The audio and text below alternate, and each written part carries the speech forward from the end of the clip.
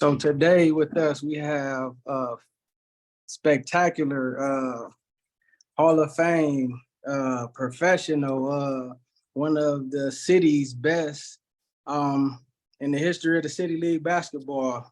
One out of four players to play in the WNBA, was second to do it after Erica Haney. One of the top players in Temple women's history, scored 1,573 points, which ranks eighth all time. Rebounds, 757, steals, 235, which is fifth all time. A school record, 98 wins over 4 years, 3 Atlantic 10 championship, 4 tournament appearances, which he played a significant role. With us, we have Miss Kamesha Hairston. How you doing today? I'm pretty good. Thank you for having me. And I see you got your stats down pat. Saying stuff that I ain't never heard. Yeah. Selected 12th pick in the 07 draft, Hall of Famer in 2019. Philadelphia Big Five Hall of Famer, Temple Hall of Famer as well. One of the, they said you one of the best players in Temple women's basketball program history. So that's a blessing and an accomplishment, even coming from the city of Toledo. So how did all this get started? What was the age that you started playing basketball? I started playing basketball in 4th grade. It was because of my friend.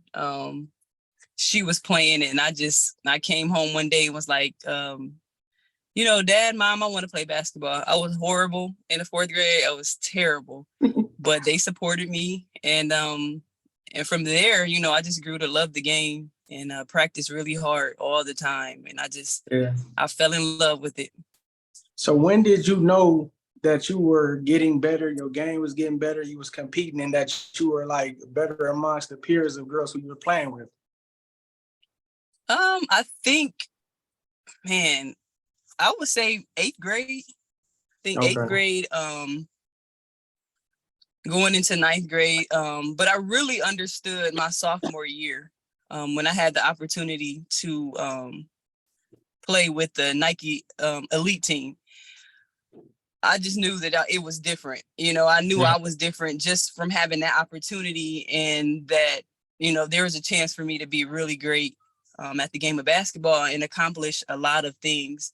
And so from then on, I kind of really dug into like learning and just becoming the best player that I could be, because I really believe that I can make it. I never thought I would make it to the WNBA. My dream was always to play in the NBA. Don't ask me why. I was like, you know what? The WNBA is cool, but I want to be good enough to play in the NBA. But so, that was my goal. I just wanted to be the best that I could be. So what does family mean to you, and what impact did your family have you coming up playing basketball? My family it's everything to me. I am who I am because of them, because of their support, because of their love. Everything that I do with them in mind. And so, we're a close family. I think anybody who knows me know that I value everything about my family. And so without their support, I would never have been able to accomplish the things that I have. They believed in me when no one else did. They've always been in my corner. And so without them, who knows what happened, but I know that I would not have made it to the highest level without them. Yeah, and I noticed one thing that I personally love about you and your journey and your career is that you're a believer. What does faith mean to you, and what impact did faith have in you coming up through the ranks in high school, college, and even giving you that faith to know that you can make it and that you can do all things through Christ who gives you strength to know that, all I got to do is go out here and believe and trust in God and see that he's going to get me through. What role did faith play in the beginning? Faith was everything. I mean, for me, I grew up in the church. I'm a preacher's kid. And so just even outside of that, it kept me grounded. Just being able to play the game, play it the right way, and just believe, for me, I didn't always believe that I was like the most talented, but, I knew I had God on my side. And so for me, it was just me believing that if I go out there, God will open doors for me to be able to excel. So my faith and understanding that it's bigger than me, and that God is in control of everything, it really helped me on my journey. It helped me to, overcome so many things. And so without, trusting and believing that God, is in control of everything, I probably would have lost my way. I probably would not have made it as far as I did. But just my belief that, God has got me, and all I got to do is show up, and, he'll make it happen. Yeah. What advice would you be able to give a young athlete who's struggling with, they're a believer, but they want to fit in, to know that, you don't have to fit in, that you can just follow God and God gonna be able to wake away. But you in high school, you're dealing with your peers. Sometimes it ain't cool. What would you say, and what advice would you have for that person that's struggling with that and just don't know which way to turn? Just to be yourself. I mean, a lot of times the kids that you're trying to follow, the kids that you're trying to fit in with are also trying to fit in. You know what I'm saying? So it's okay to stand alone, and it's okay to be comfortable in who you are, because we're all trying to figure out our way in this life. So, we kind of try to, if you try to abandon who you are to fit into what someone else is doing, just remember that they're trying to fit into what someone else is doing. So for me, it's always been, it's okay to be who you are. It's okay to stand alone. It's okay, to know that, God is with you, and you don't have to be like everybody else. Your goals are different. And just, believe. And, it's hard. I guess this is kind of a hard question, because peer pressure is so heavy. But my advice would be just to be comfortable in who you are. And I know that seemed kind of like what everybody would say, but for real, be comfortable in knowing that God created you, to be how you are. And it's okay to, not do what everybody else is doing. You be positive, you make an impact, you change the world. You be great. You can't be surrounded by a whole bunch of people and trying to be great. If you ever look at any great person, most of the time they have to stand alone in order to make an impact. So it's okay to be who you are. Yeah. So pushing through let's get through the high school years. You were getting recruited by multiple schools. What made you pick Temple, and what was the other school and choices? I had the choice to go to any school that I wanted to go to.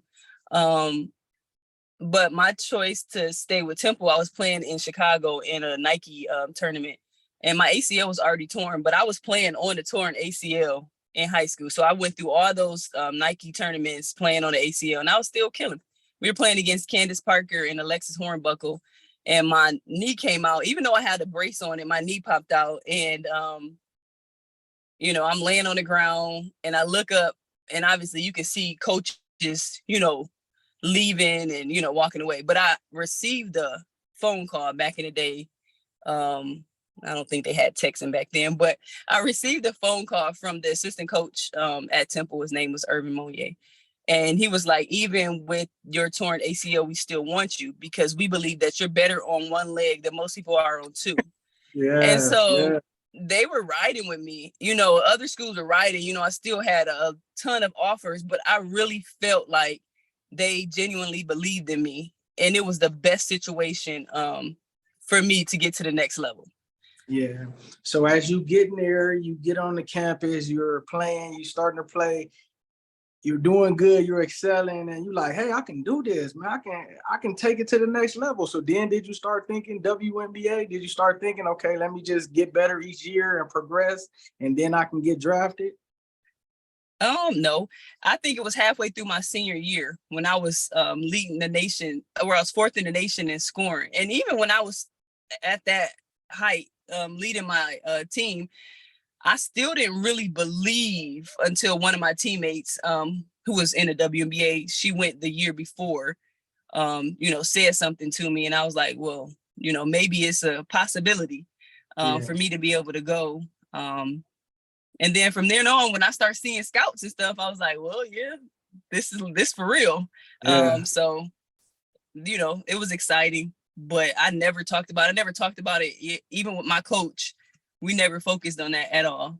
You always been humble throughout the years, and even in college, most people be like, "Yeah, I'm doing this," or they making themselves known, they name known, and all Yeah. like that. You always been humble, and I believe it's because of the family, the upbringing, and just the God in you. Yeah. So that senior year was an amazing year.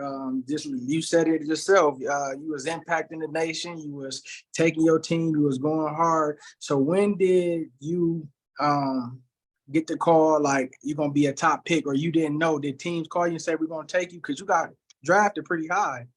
Yeah. No, I went to the combine and I went just like I was like, I'm just about to go have fun. Meet players that you play against or you hear about. So I'm like, I'm just about to go to the combine and have a good time. I mean, I went to the combine and it was so easy because my coach, her system was already preparing you for college. So everything that we did at the combine is like, this is just like practice, so I'm having fun, I'm killing, it is what it is. And then I had a meeting with Connecticut Sun. And then they pretty much was like, yeah, we gonna take you. So I was like, okay, so we'll see what happens, Yeah. and then it kind of worked itself out. Draft night, when they call your name is getting called, and now you're the second player from Toledo, Ohio, after Erica Haney to go to the WNBA. What was that thought? Did you break down? Did you cry? Did you say, thank you, Jesus? Like, how was it? No. I mean, it was exciting, just to to accomplish something that you set out to accomplish, when I was a little kid. It was a dream come true, but it was kind of like, I'm in shock. And I'm not even going to lie to you. By the time it was time for me to go on to the next level, I honestly didn't think that I would be able to just physically, because that's how bad my knee was. Yeah. And, it was hard getting through the 4 years. And then I'm like, man, now I got to go and play professionally. Like, how long can I make it on a bad leg? So I didn't really have any expectations. Like, I really didn't even expect to, to be drafted. But then just that moment, I felt like, hey, this shows that, I come from little old Toledo, that it's possible for anybody. So that was my goal, was just let the people that's, watching me, let them see that anything is possible. Let the young girls know that, hey, you can do it too. If I can do it, you can do it. Yeah. So the first year goes by and your knee started giving you a little problems. And then that's when they didn't bring you back because your knee got messed up and they had players that they wanted to see. And it was something like that. That's my going and digging stuff up. Is that correct? Mm-hmm. Yep. I played my first year, which was cool. And then my second year, during our training camp, we were playing in a game.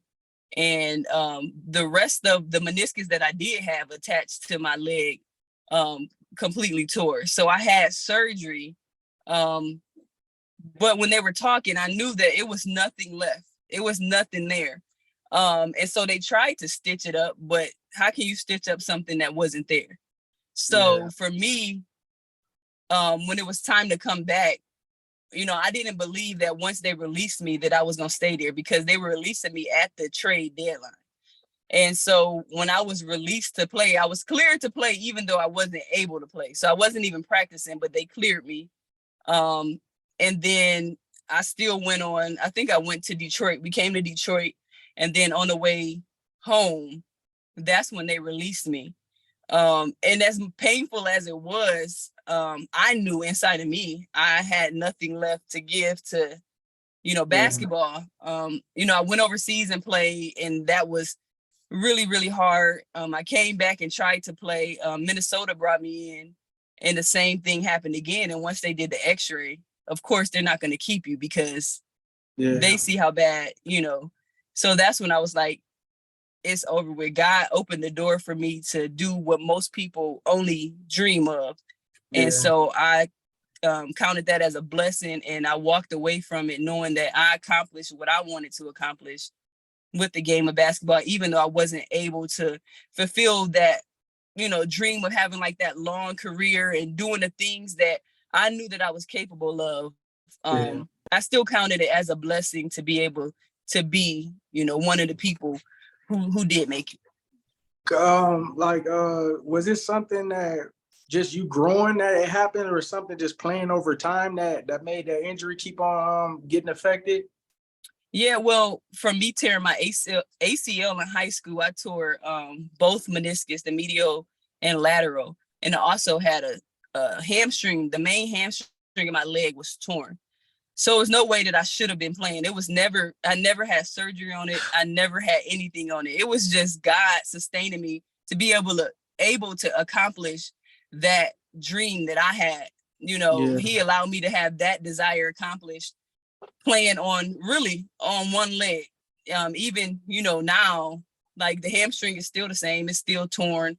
My knee is still, the same, rubbing bone on bone, but somehow, and I just say I was a miracle. People don't know my story, but God really allowed me to have a fantastic senior season, yeah. understanding that at some point it's coming to an end, but he allowed me to accomplish that dream of going to the WNBA. And it's good that you kind of already knew, so it didn't hurt you more. Even though I know it hurt it, but it could have been more devastated than it was. Right. But as we speaking about this now, and people getting to hear your story, just imagine if you was 100% healthy. Yeah. Oh my Yeah. Yeah, that's wow. I got a name for you. This was an undrafted player that I guess she's from Ohio, might even be from Toledo. Danielle Page. Say she played for the Connecticut Suns in '08. You know of her? Danielle Page. Yeah. They say she was undrafted. When I did my research, it said Erica Haney, #1, you #2, and had her name, then Natasha Howard, and now Zaya Cook. But it said she played for the Suns. So I'm like, I wonder, did she play with you? But it said she was undrafted. I think she coaches for UT. Oh, okay. No, I don't. Yeah. And it could be they bring in so many players like during training camp. Yeah. So know. after the trying to make a comeback and all like that, is that when you took coaching in, or what was the transition in the journey after that? No, I didn't want to coach for all these years because for me, and many people have said, why don't you get out and do something, in the community or, with coaching, you got a lot to give. But for me, it was a healing process. And I had to be honest with myself. So for people heal differently. I not being able to play basketball was still painful because basketball consumed so much of my life. Yeah. So it was hard to be around it. I have nephews that play and I, wouldn't really go to their games like that. It's hard. It was hard for me to be around it. So it took a whole season of my life to actually, feel healed enough to be able to go back and to contribute. And so for me, I wasn't around basketball. I watched, the NBA, but I didn't really do anything with basketball just because it was hard, not being able to play anymore. So that was a very painful season of my life. But then I'm like, you know what? Toledo needs more. And, I can be the one that, started onto a different path. Yeah. So. And that leads me to my next thing. Congratulations on the new hire. Thank you. Emmanuel Christian. I believe you're gonna do wonderful things there. What do you see the state of girls basketball in Toledo? Just watching it for the last couple of years, it is I think it's suffering a little bit. Just because of the lack of fundamentals and obviously it's not what it used to be when I played, when we had so much talent. But then also you have a lot of girls who don't want to play basketball, who don't find that same love and joy like some of us from back in the day found playing basketball. Their priorities are a little bit different. But then I think that is also the responsibility of the coaches to make this enjoyable, and not be so much about, the coaches. It's about the youth. It's about the student athletes. And so I think we need to get back to that, to helping these young people find a love and joy for the game again. So they will want to come to practice. They will want to come and play basketball if it seems like it's exciting. And it's something to give them, So it's a lot of work to be done, but I think it's doable. Yeah, and you're having a camp August the 12th. Yep, August 12th. August the 12th. And I'm so happy because I was wondering, I'm like, man, I wonder, can she still, even though she just took on the job, is she going to have a team camp or can she still have a camp? Then I seen it. So that's a blessing. Tell everybody where they can get the information and where it's located and how much and all like that. Give everybody the info. The camp is August 12th. Is going to be from 10 a.m. to 3 p.m.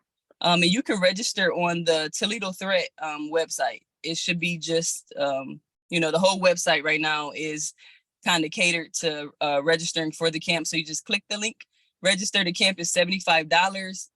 But with the camp, you'll get t-shirts. We'll have an all-star game. We'll have free food. So I think it will be something good for our community. And I really, really, really pray that, the turnout is great, but it's just an opportunity for me to put my foot back in basketball and also to give what I've learned, from my heart. Yeah, I'm gonna try to sponsor. I know a couple young players. I'm gonna get in touch with their parents to try to sponsor a couple of them so they can go too, because that's gonna be a good thing. And like you saying, getting the fundamentals back down because ain't nobody at the parks playing, ain't nobody going to open gyms. And then, like I was talking to Tori, I was talking to Connor. We was talking about the different programs that people have AAU team. They taking all the best players, and then Stephanie as well. Stephanie, we was talking about how they're taking all the best players, and then the players with the lack of skills, they're all on one team and they're getting beat. So now they want to quit, and it's frustrating on that, just to make sure that they can get their skills, go to these camps. You're providing an outlet, a space for them to be able to. Last two questions, I'm gonna get you up out of here. A lot of people get injuries, they get down. Being that we just heard Joe's story, what inspiration or what motivation would you be able to give an athlete who might have had an injury and can come back and it's possible to be focused and not give up and not just quit and say, well, I'm not going to be my best? What motivation or what could you give them seeking to, try to come back after an injury?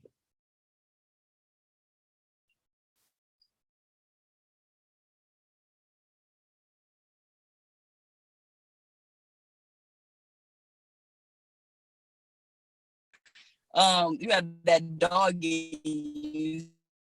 So, when you're hurt or, you're trying to come back from an injury, whatever the case may be, channel that inner dog. That's how I got through. That's how injuries and those feelings that come with also being injured. But just understanding like that you can get back up. It's not impossible. With hard work, the same way you got to the place that you got to, sometimes we get knocked down, but you have to believe that you can get back up. And then find your source of motivation from somewhere. You got to pull it out of somewhere and to keep fighting. You can't just lay down and quit. That's not possible. It wasn't possible for me, regardless of the circumstances. I had to find that way. I had to find a way to keep going. And that was for me, like I said, it was definitely Christ-centered, who was my motivation and just my faith. So, find what works for you, but you can't give up, no matter how the situation or circumstances may be. We appreciate you for joining us, taking the time out of your schedule. I know you got a lot coming up with the camp and just getting your mind prepared for taking on a program and being able to implement your rules, your skills, your offense, your ability to be able to, because you're going to be more than a coach in my eyes. I know you're going to be a coach. You're going to be teaching them life. You're going to be able to implement in them young ladies, more than just basketball, because the game of basketball is just one thing, but then you got school, you got life, you got off the court, you got different things that you have been battle tested, and God has been able to give you the wisdom, the information, and knowledge to be able to pour into them kids. So we just wish you the best. We thank you, for all your hard work that you're going to be doing and that you have put in. And we celebrate you today and spotlight you today, and it's been great. Thank you so much. Thank you for having me. I appreciate it. Oh, no problem, no problem. Like I said, I'm gonna try to sponsor a couple girls to that camp. I've been posting it. I'm gonna keep posting it all week for they can get the information and come there and get put to work. And I know you're gonna take it hard. You're gonna be hard on them. Ain't no easy, because it ain't no baby. And when you turn the program around, it's gonna take hard work. So put your input in it. You could do all things through Christ who strengthens you. You the head and not the tail, above only and not beneath. Right. That's right. Yeah. And if God is for us, who could be against us? Yeah. All right. See you later. All right. Thank you so much. Yeah. Thank you. All right. Bye-bye.